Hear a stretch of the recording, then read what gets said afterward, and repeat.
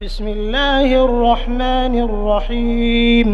اللہ کے نام سے جو رحمان اور رحیم ہے۔ وَلَقَدْ يَسَّرْنَا الْقُرْآنَ لِلذِّكْرِ فَهَلْ مِن مُدَّكِرٍ، ہم نے اس قرآن کو نصیحت کے لیے آسان ذریعہ بنا دیا ہے، پھر کیا ہے کوئی نصیحت قبول کرنے والا؟ اعوذ باللہ من الشیطان الرجیم، بسم اللہ الرحمن الرحیم۔ قل رب اما ترینی ما یوعدون رب فلا تجعلنی فی القوم الظالمین وَإِنَّا عَلَىٰ أَن نُّرِيَكَ مَا نَعِدُهُمْ لَقَادِرُونَ۔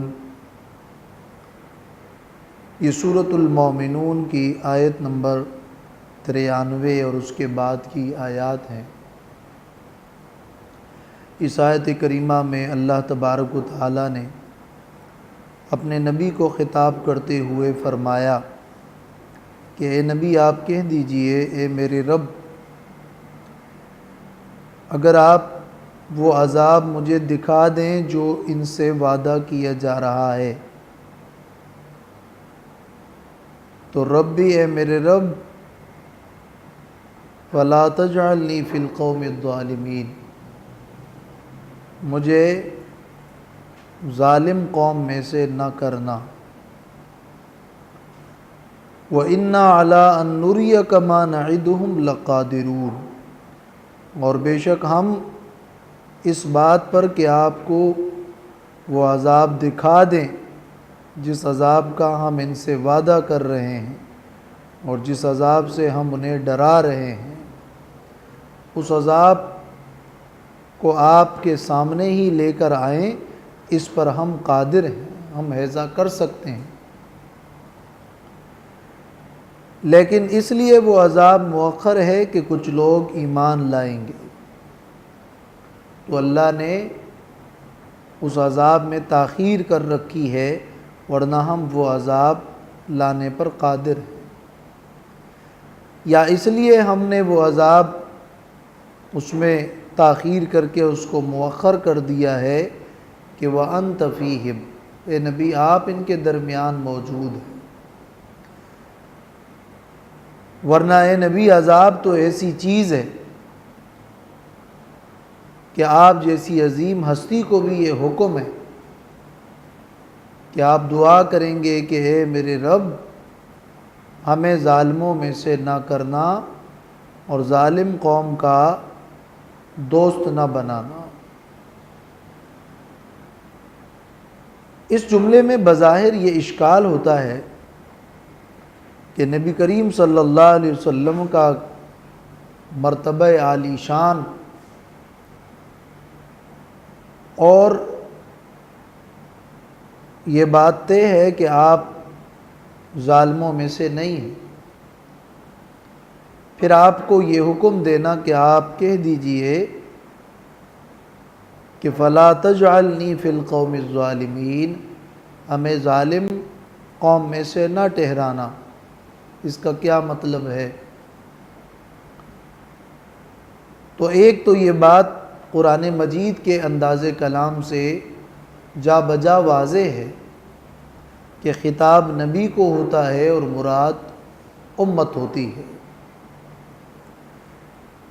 اے نبی آپ یہ کہہ دیں تاکہ آپ کی اس دعا کو سن کر ایمان والے بھی یہ دعا کریں اور باقی امت کے لیے بھی یہ سنت جاری رہے اور آپ کو اس کا اجر ملتا رہے، اور ہر وقت آپ اپنے رب کے لیے ذاکر اور ذکر کرنے والے بنیں، اور آپ یہ دعا اس لیے کیجئے کہ گویا یہ آپ کی کسر نفسی ہے، اور یہ اس لیے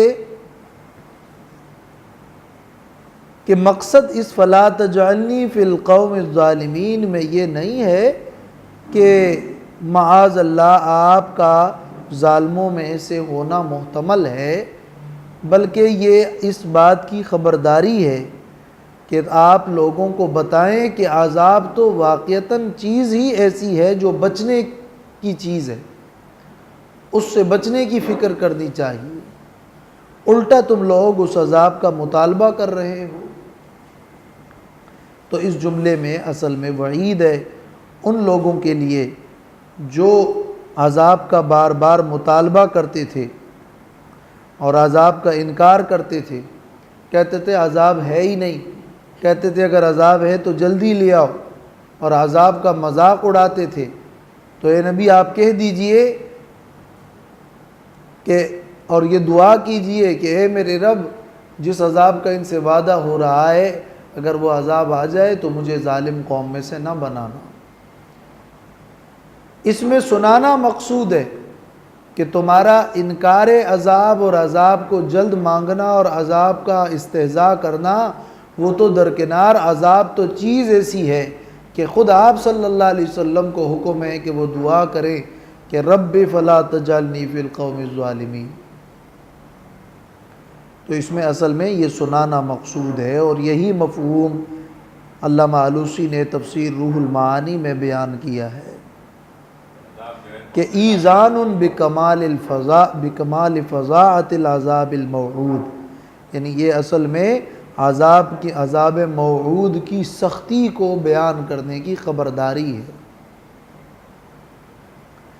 اس میں پھر دعا کے انداز میں ربی، اور پھر بعد کے جملے میں دوبارہ ربی لا کر، یہ ربی کیا ہے یعنی یا ربی، یہ اصل میں اس دعا کے اندر مزید التجا اور تضرع اور عاجزی کا انداز ہے۔ اور ربی فلا تجعلنی، اس درمیان میں اما ترینی ما یوعدون شرط لگانا، پھر اس کے بعد بطور اعتراض یعنی بطور جملہ معترضہ کے ربی کو دوبارہ درمیان میں لانا تاکید کے طور پر ہے۔ قل کہہ دیجئے ربی اے میرے رب، اما ترینی اگر آپ دکھائیں ہمیں مجھے، ما یوعدون وہ عذاب جن کا ان سے وعدہ کیا جاتا ہے، ربی تو اے رب فلا تجعلنی فی القوم الظالمین، پس نہ بنانا مجھے قوم ظالم میں، فی القوم الظالمین یعنی قرینا لہم ولا تعذبنی بعذابہم، ہمیں ان ظالموں کا دوست نہ بنا، اور ان ظالموں کو جو عذاب مل رہا ہے اس عذاب میں ہمیں گرفتار نہ کرنا۔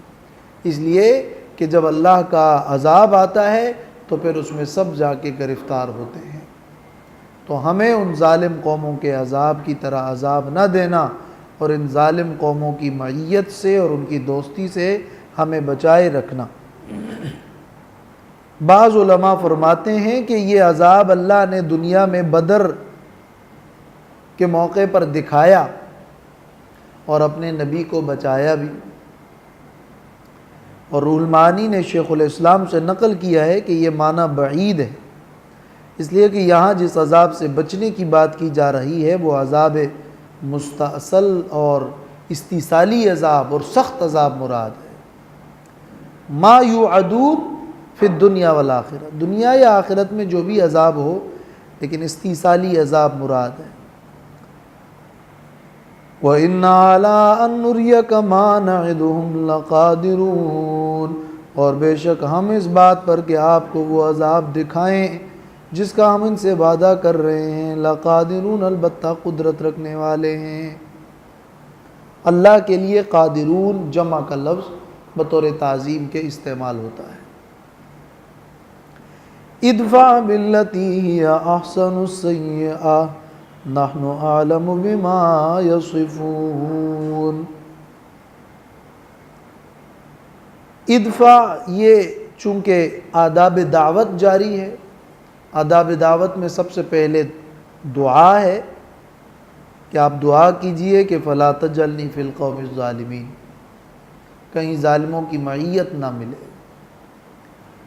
اور یہ دوسرا ادب ہے آداب دعوت میں سے کہ ادفع باللتی ہی احسن السیئہ، دفع کیجئے اور دور کیجئے، ہٹائیے اس طریقے سے جو طریقہ احسن اور بہترین ہے، السیئہ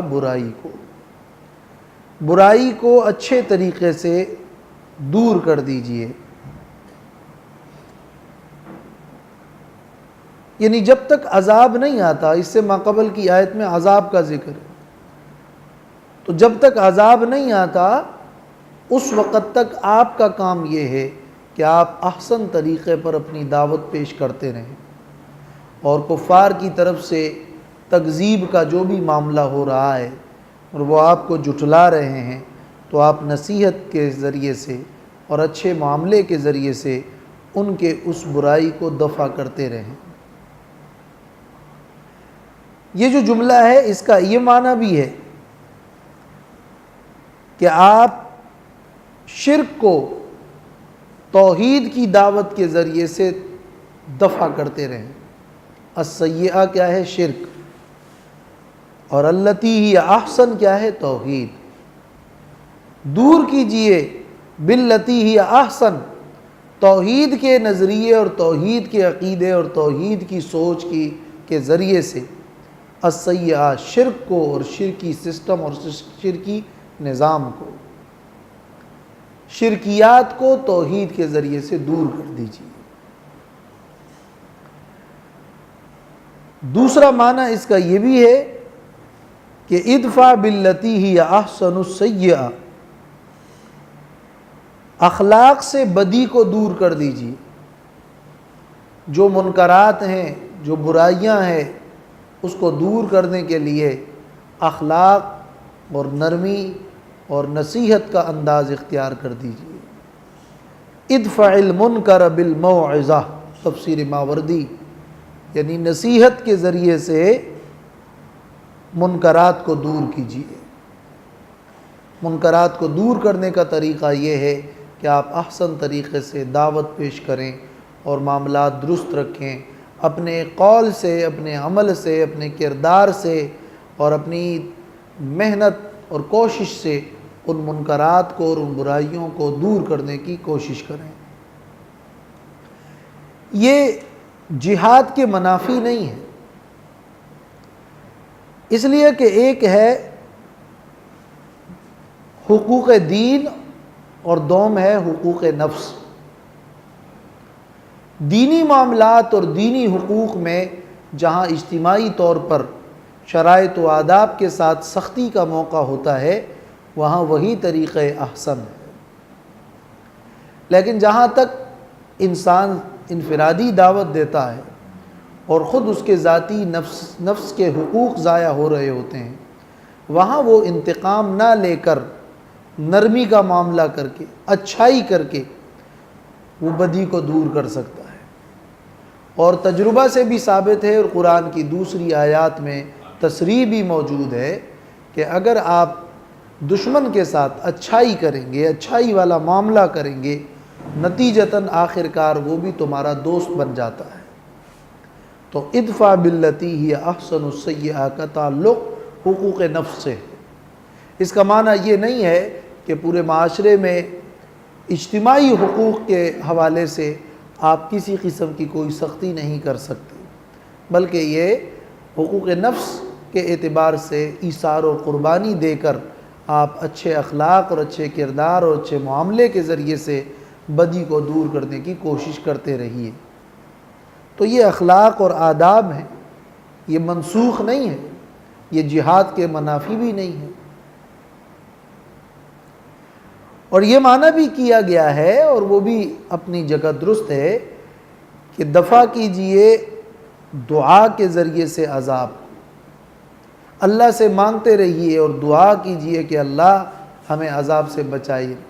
جیسے کہ اس سے پہلے کی آیت میں فرمایا کہ رب فلا تجعلنی فی القوم الظالمین. تو اسی طرح آپ عذاب کو اور سیئہ کو اللتی ہی احسن، بہترین دعاؤں کے ذریعے سے دور کرنے کی کوشش کرتے رہیے. ادفع باللتی ہی احسن السیئہ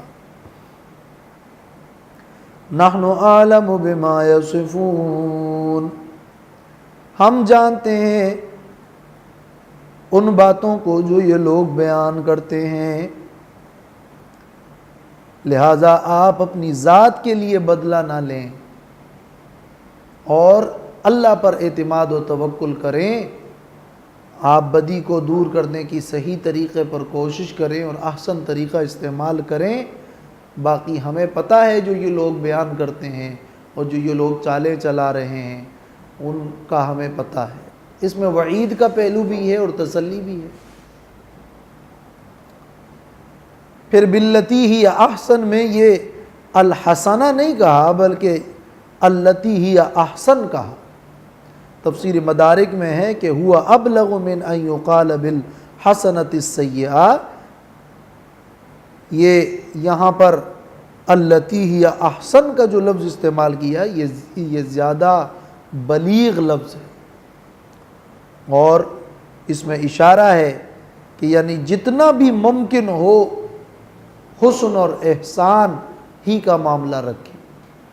اس میں گویا کہ تفضیل والا معنی ہے. یہ اس میں تفضیل ہے. ہی احسن جو سب سے بہترین طریقہ ہے. صرف بہترین ہی نہیں سب سے بہترین طریقہ اپنائیے اور احسان اور حسن سلوک میں جتنا ممکن ہو کوشش کیجیے.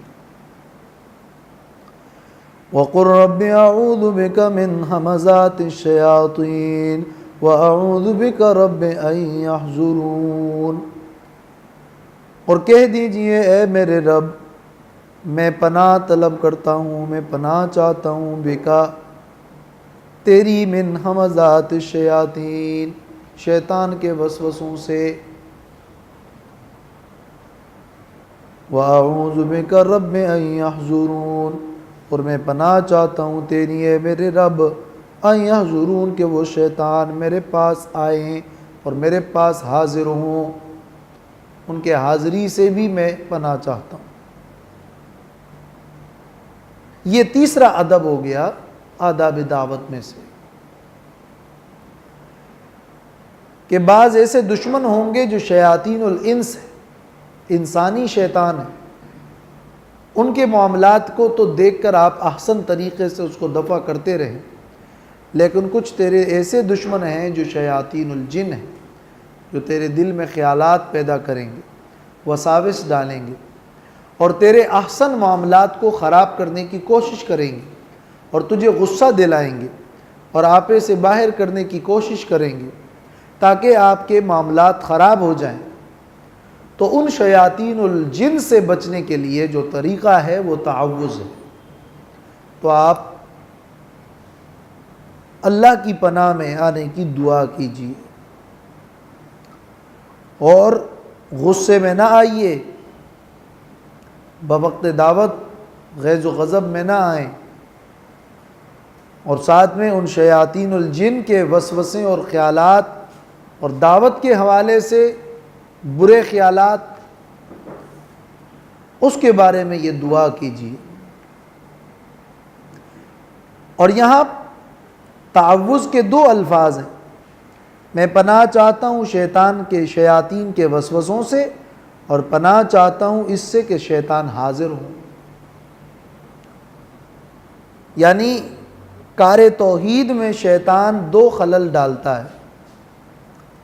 ایک تو وسوسہ ڈالے گا داعی کے دل میں کہ تیری دعوت چلنے والی نہیں ہے یا وہ خراب ہو گئی یا کسی بھی نوعیت کا وسوسہ, اور ایک وسوسہ ڈالے گا جن کو دعوت دی جا رہی ہے ان کے دلوں میں. تو اے میرے رب میں پناہ چاہتا ہوں شیطان کے وسوسوں سے کہ وہ شیطان وسوسے ڈالیں لوگوں کے دلوں میں میرے حوالے سے, اور پناہ چاہتا ہوں اس سے اے رب کہ وہ شیطان میرے پاس آ کر حاضر ہو کر خود میرے دل میں وسوسے ڈالے. تو یہ جو من ہمزات الشیاطین ہے وہ شیطان کے وسوسے جو وہ لوگوں کے دلوں میں ڈالیں, اور جو رب ان یحضرون ہے وہ خود میرے پاس شیطان کا حاضر ہونا. اس طرح ان دونوں میں فرق ہو گیا. ورنہ اگر فرق نہ بھی ہو تو ہمزات الشیاطین کے بعد ان یحضرون سے بھی پناہ طلب کرنا در حقیقت یہ شیطان کے وسوسوں سے بچنے میں مزید مبالغہ ہے، مبالغتاً فی التحذیر من ملابستہم، تفسیر روح المعانی۔ اور اسی وجہ سے تو یہاں اعوذ اور ربی کے لفظ کو پھر سے دہرایا گیا ہے، اعوذ اعوذ، اعوذ بک من همزات الشیاطین ومن ان یحضرون، اس طرح نہیں ہے، بلکہ رب اعوذ بک من همزات الشیاطین واعوذ بک رب ان یحضرون۔ یہ اس لیے بار بار دہرایا اور یہ اس لیے دوبارہ اس کا تذکرہ دوسرے کلمات کے ساتھ پھر ہوا کہ یعنی یہ جو مامور بھی ہے اس کی طرف خوب توجہ کرنی چاہیے اور شیطان کے وسوسوں سے بچنے کی پوری کوشش کرنی چاہیے کہ کہیں شیطان میرے معاملات کو خراب نہ کرے۔ وَأَعُوذُ بِكَ رَبِّ أَن يَحْضُرُونَ ان یحضرون فی شیء من اموری، تفسیر معالم التنزیل میں امام بغوی نے لکھا ہے کہ وَأَعُوذُ بِكَ رَبِّ أَن يَحْضُرُونَ فِي شَيْءٍ مِّنْ أُمُورِي، میں پناہ چاہتا ہوں اے رب کہ وہ شیطان میرے معاملات میں سے کسی بھی معاملے میں حاضر ہو کر پاس آ کر کوئی نہ کوئی وسوسہ ڈالے۔ شیطان کی حاضری کیا ہوتی ہے؟ وہ شیطان جب حاضر ہوتا ہے تو وسوسہ ہی ڈالتا ہے، کوئی برائی کرتا ہے، اچھائی کے لیے تو نہیں حاضر ہوتا۔ لأن الشیطان لا يحضر آدم الا بسوء، شیطان تو برائی کے ساتھ ہی حاضر ہوتا ہے۔ تو یہ ایک بہت بڑی دعا ہے اور تعوذ کے بے شمار کلمات احادیث مبارکہ میں مروی ہے، اور یہ استعاذہ شیطان سے کے وسوسوں سے بچنے کا ایک بہت بڑا ذریعہ ہے، اس لیے کہ وہ ایک مخفی اور خفیہ دشمن ہے جو نظر آنے والا نہیں ہے۔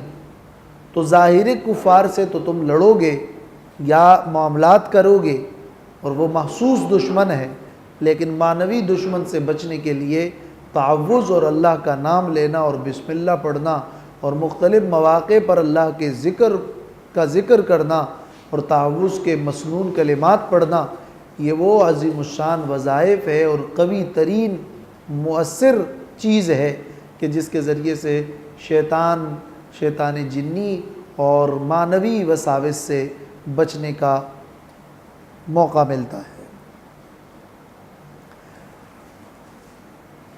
اور اسی طرح اللہ نے سورۃ الاعراف میں بھی فرمایا ہے وَإِمَّا يَنزَغَنَّكَ مِنَ الشَّيْطَانِ نَزْغٌ فَاسْتَعِذْ بِاللَّهِ، اور قرآن مجید کی قراءت کے وقت فَاسْتَعِذْ بِاللَّهِ، اور جب کسی کو غصہ آئے تو وہ اعوذ باللہ پڑھے، اور اسی طرح جب کوئی برا خواب دیکھے تو اعوذ باللہ پڑھے، اور علاوہ اس کے بھی تعوذ کے اور بہت سارے کلمات۔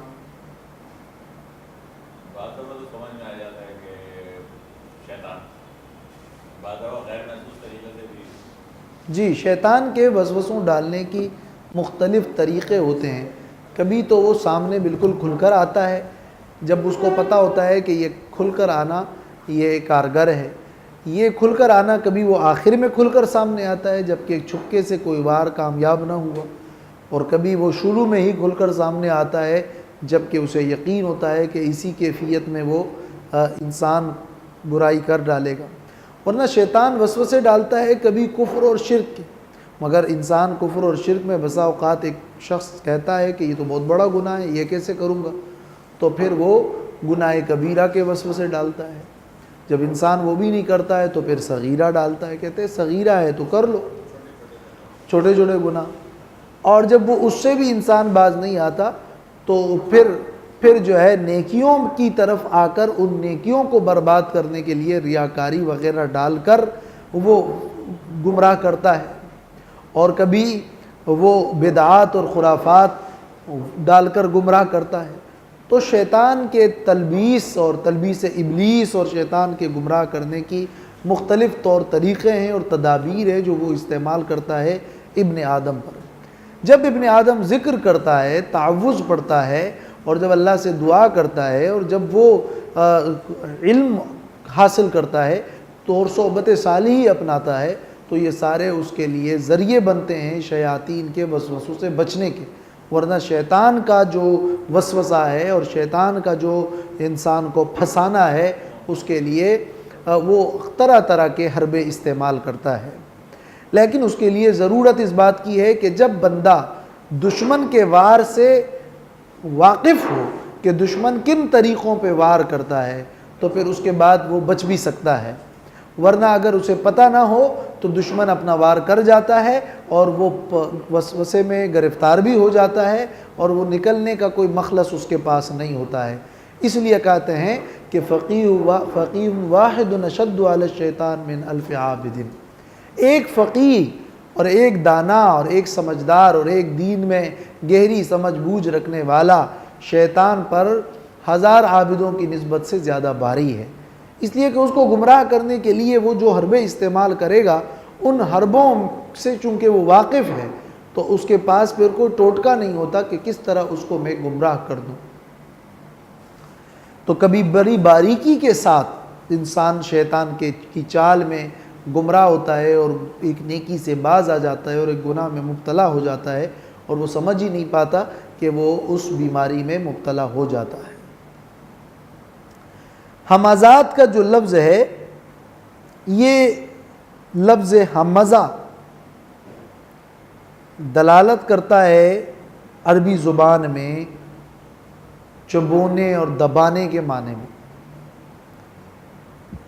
جانور کے کسی پہلو میں نوکدار لکڑی سے پہلو میں مارنا تاکہ وہ تیز چلے، اس کو اصل میں کہتے ہیں ہمز یہی ہوتا ہے۔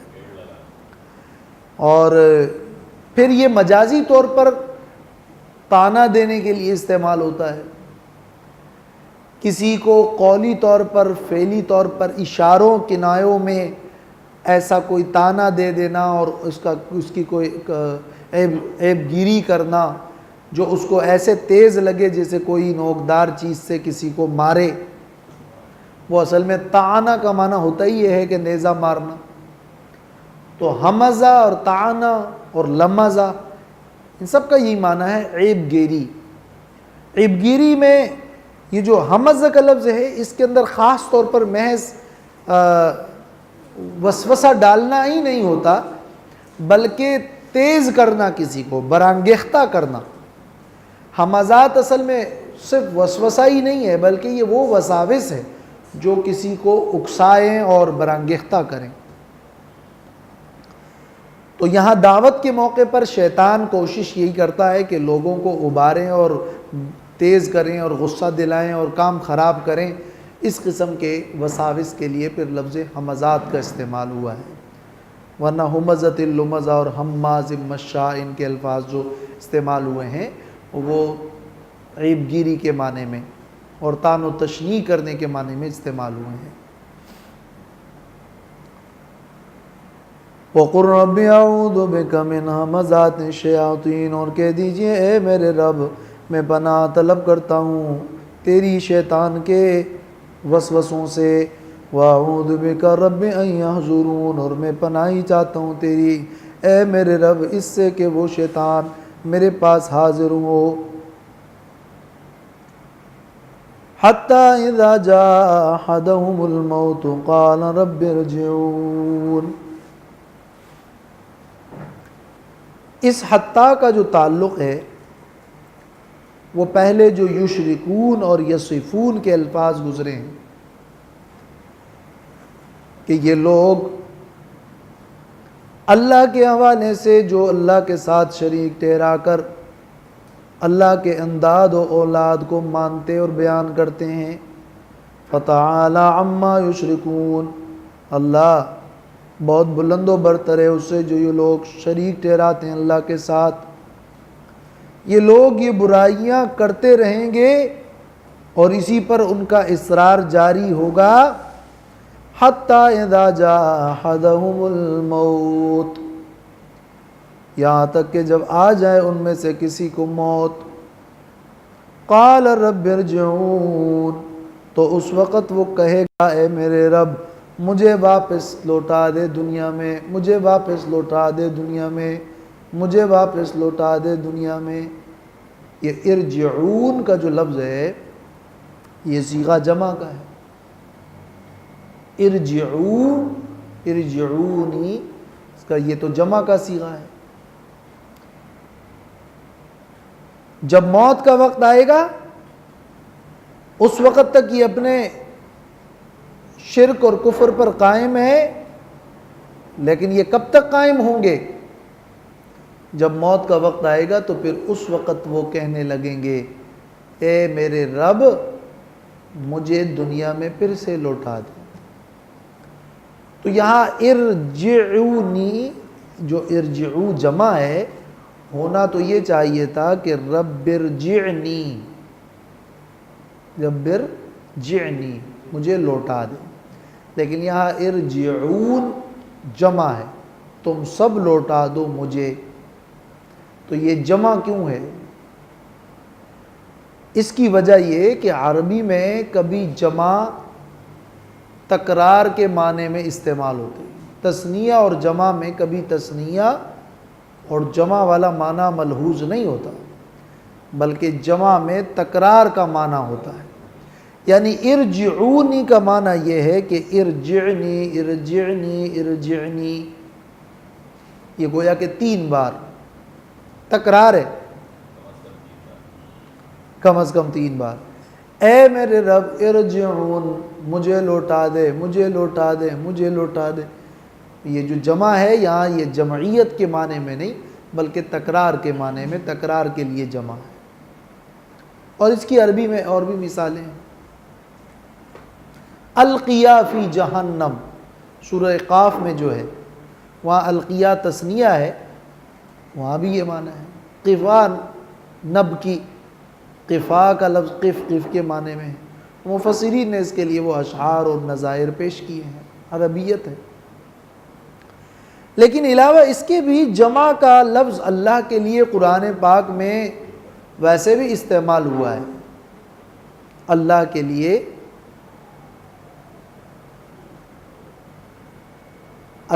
لیے جمع کا لفظ برائے ادب قرآن مجید میں استعمال ہوا ہے۔ انا نحن نحیی و نمیت، اللہ نے فرمایا بے شک ہم زندہ کرتے ہیں، زندہ کریں گے اور موت دیں گے، موت دیتے ہیں۔ تو یہ جو نحن ہے وہ اللہ کے لیے نحن اور جمع کا استعمال ہے۔ اس سے پہلے آپ نے پڑھا ما نعدہم لقادرون، تو یہ جمع کا لفظ برائے ادب اور تعظیم کے عربیت میں بھی اور قرآن میں بھی استعمال ہوتا ہے۔ تو اے میرے رب ارجعون، یہاں پہ ارجع کی جگہ ارجعون ان کا کہنا برائے ادب و تعظیم کے ہیں، کہ اب تو وہ بڑے ادب سے کہیں گے کہ ارجعون۔ اور یہ معنی بھی ہو سکتا ہے کہ یہ ارجعون ان کا کہنا اللہ سے نہیں بلکہ فرشتوں سے ہے، اور یہ جو ربی کا لفظ ہے یہ افسوس کے انداز میں ہے، واویلا کے انداز میں ہے۔ قالا، وہ پھر اس وقت موت کے وقت کہتا ہے ربی، ہائے رب، ہائے رب ارجعون، اب یہ مجھے لوٹا دے فرشتوں، دنیا میں دوبارہ میری روح کو دوبارہ لوٹا دیں۔ تو یہ ارجعون کہنا فرشتوں سے ہے اور ربی کہنا بطور افسوس کے، ہائے رب مجھے لوٹا دو، ہائے رب مجھے لوٹا دو۔ تو یہ ہائے کہنا ہے رب۔ یہ تینوں احتمالات مفسرین نے ذکر کیے ہیں اور عربیت کے مطابق ہیں۔ یہاں حتی اذا جاء احدہم الموت میں ادفع باللتی ہی احسن سے بھی ایک تعلق ہے کہ آپ بدی کو اور منکرات کو احسن طریقے سے دور کرتے رہیے اور یہ کام جاری رکھیں۔ اگر لوگ نہیں مانتے تو نہ مانیں، آپ احسن طریقے سے دعوت پیش کرتے رہیے، حتیٰ کہ جب ان کو موت آئے گا تو یہ خود پچھتائیں گے۔ تو حتیٰ احسن طریقے سے دفع کرتے رہیں حتیٰ کہ موت کے وقت پچھتائیں گے۔ یہ ادفع سے ایک تعلق ہے، تفسیر عثمانی میں یہ ایک انداز اختیار کیا گیا ہے اور بڑا عمدہ ہے. لعلی اعمل صالحا فیما ترکت، تاکہ میں عمل کروں نیک، فیما ترکت، اس دنیا میں جو میں نے چھوڑا ہے، جس دنیا کو میں نے چھوڑ دیا ہے اس میں جا کر میں اب نیک عمل کروں. اب موت کے وقت ان کی تمنا ہوگی کاش ہم دنیا میں پھر سے دوبارہ چلے جائیں. تو یہ بڑی نصیحت کی بات ہے. یعنی آپ اس وقت سوچیں کہ گویا آج میری موت کا دن ہے اور میری موت گویا واقع ہو گئی، یہ فرض کر لیں. اور ہم فرشتوں سے کہہ رہے ہیں اور ہم یہ کہہ رہے ہیں کہ ہمیں موقع ملے. پھر آپ آنکھیں کھول کے تصور کر لیں کہ اب ہمیں وہ موقع مل چکا ہے. تو لعلی اعمل صالحا، اس وقت پھر جب آپ یہ کہیں گے کہ ہمیں لوٹا دیں تو آج ہی سے یہ تیار کر لیں کہ ہم گویا دنیا میں پھر سے آئے ہیں. تو یہ وہ عمل صالح کا موقع ہے جو آج ہمارے ہاتھ میں ہے. لعلی اعمل صالحا فیما ترکت، یہ لعلی میں جو لعلی ہے یہ لعل تعلیل کے لیے ہے، تاکہ میں نیک عمل کروں. فیما ترکت، فیما ترکت یعنی فی ما ترکت من الدنیا، جو میں نے دنیا چھوڑا ہے اس دنیا میں میں نیک عمل کروں. یا فیما ترکت فیما مضی من عمری، میں نے پیچھے جو اپنی عمر چھوڑی ہے میں وہاں جا کے پھر نیک عمل کروں. یا فیما ترکت یعنی فیما ضیعت، جو میں نے پہلے جو کچھ ضائع کیا ہے اس کو میں پھر ریکور کر لوں. اور فیما ترکت یعنی ترکت العمل به من الطاعات، میں نے جو طاعت و فرمانبرداری کی چیزیں پیچھے چھوڑی ہیں وہ مجھے وہیں ملنی تھی، تو مجھے چھوڑ دیں کہ میں وہاں چلوں اور وہ طاعت یہاں لے کر آ جاؤں. اور وہ بھی جو قرآن میں ہے کہ میں نے جو پیچھے مال چھوڑا ہے مجھے موقع دے کہ میں اس مال کے پاس جاؤں وہاں صدقہ کروں. اب یہاں تو موقع نہیں ہے، تو فیما ترکت وہ مال جو میں نے چھوڑا ہے تاکہ میں وہاں چلوں، فاتصدق، تاکہ میں صدقہ کروں وہاں، جس طرح کہ سورۃ المنافقون میں ہے. تو یہ سب فیما ترکت کے معنی ہیں. کلا، ہرگز نہیں، یعنی ان کی یہ دعا قبول نہیں ہوگی، ان کی یہ آرزو پوری نہیں ہوگی. کلا کا معنی یہ ہے کہ لا یرجع، وہ دوبارہ دنیا میں لوٹ کر نہیں آئے گا، ایسا نہیں ہونا. انہا کلمۃ ہوا قائلھا، بے شک یہ تو ایک بات ہے جس کو وہ کہنے والا ہے. یہ تو ایک بات تھی جو اس نے کر دی، فائدہ اس کا کوئی نہیں. اور ان کی یہ خواہش پوری ہونے والی نہیں ہے، ان کی یہ دعا قبول نہیں ہونے والی. بس یہ کلمہ ہے، کلمہ سے مراد یعنی یہ کلام ہے، ایک جملہ ہے، ان کی ایک بات ہے جو انہوں نے کر دی.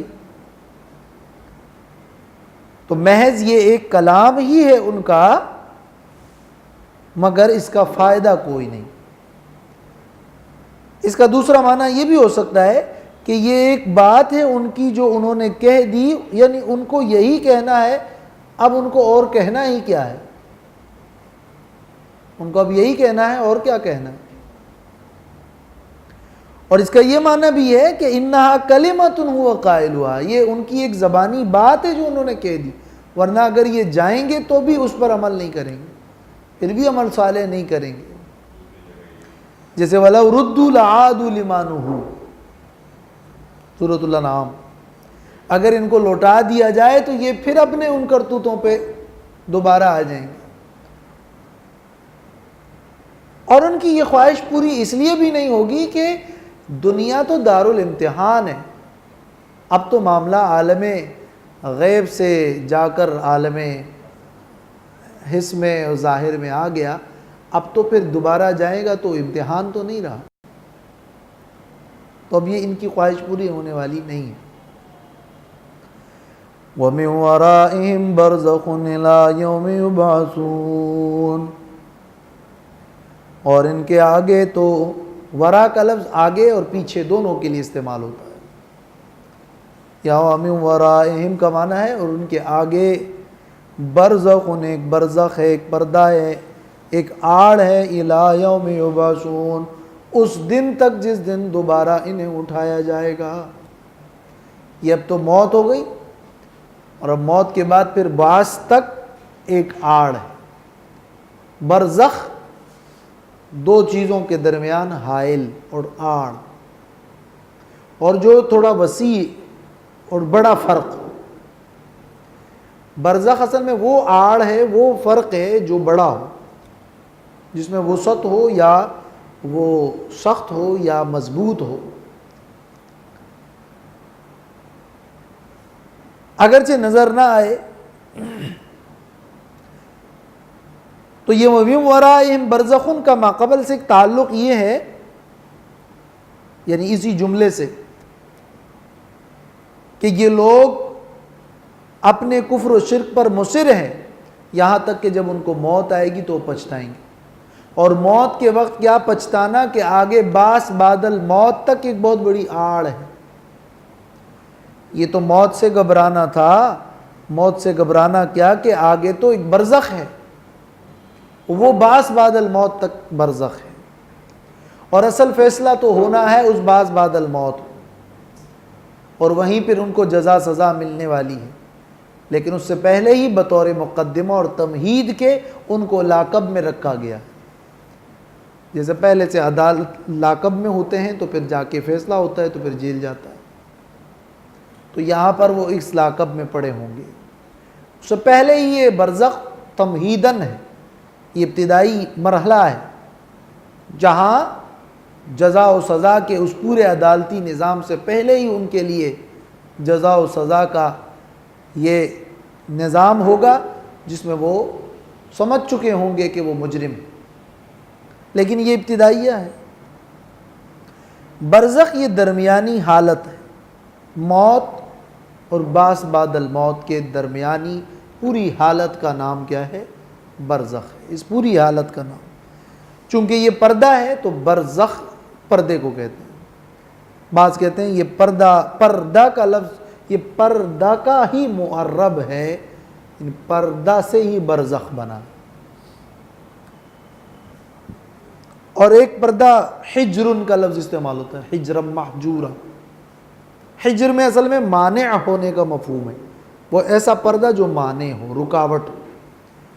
اور ایک حجز بھی ہے، حجز اور حاجز، حاجزن، وہ ایسا پردہ جو بچاؤ اور حفاظت کرے، اس میں پردہ پلس حفاظت۔ حجرن پردہ پلس رکاوٹ۔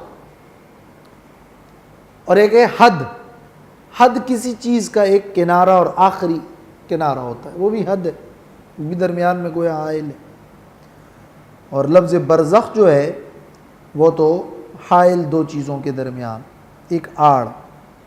جی یہی جواب میں نے اپنی تقریر میں دیا ہے کہ اصل ایک فیصلہ، کامل فیصلہ اور کامل سزا اور جزا تو اس وقت ملنی ہے، لیکن اس سے پہلے ہی جب موت واقع ہو جاتی ہے تو دار العمل ختم ہو گیا، اور اب اس کے بعد دار الجزا کی ابتدا ہو گئی۔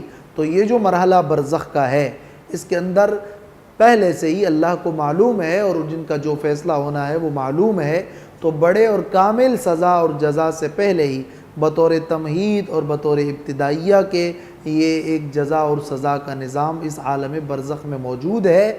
اور مثال میں نے بیان کر دی، جیسے کسی شخص کو پکڑا اور اس کو لاقب میں ڈال کے بند کیا، اس کے بعد اس کا فیصلہ ہونا باقی ہے، لیکن پہلے سے اس کو یہاں لاقب میں بند کرنا ایک سزا ہے، اور سزا کا وہ ابتدائیہ ہے، اور بعد میں جا کر پھر اس کو پوری سزا عدالتی سسٹم کے بعد ملنے والی ہے۔ تو یہ ایک درمیانی ابتدائی موقع ہے جس میں یہ جزا و سزا کا نظام ہے، اور اسی انداز میں اس کو شاہ ولی اللہ نے حجت اللہ البالغہ میں واضح کیا ہے۔ فَإِذَا نُفِخَ فِي الصُّورِ فَلَا أَنْصَابَ بَيْنَهُمْ يَوْمَئِذٍ وَلَا يَتَسَاءَلُونَ۔ پس جب پونکھا جائے گا سور میں فلا انصاب بینہم تو نہیں ہوں گے رشتے ناتے ان کے درمیان یومئذ اس دن ولا یتساءلون اور نہ ہی وہ ایک دوسرے سے خیریت پوچھیں گے۔ یہ تو عالم برزخ ہے۔ عالم برزخ کے بعد پھر جب سور میں پھونکا جائے گا اور سب لوگ اٹھائے جائیں گے، اس وقت پھر رشتے ناتے فائدہ مند نہیں ہوں گے۔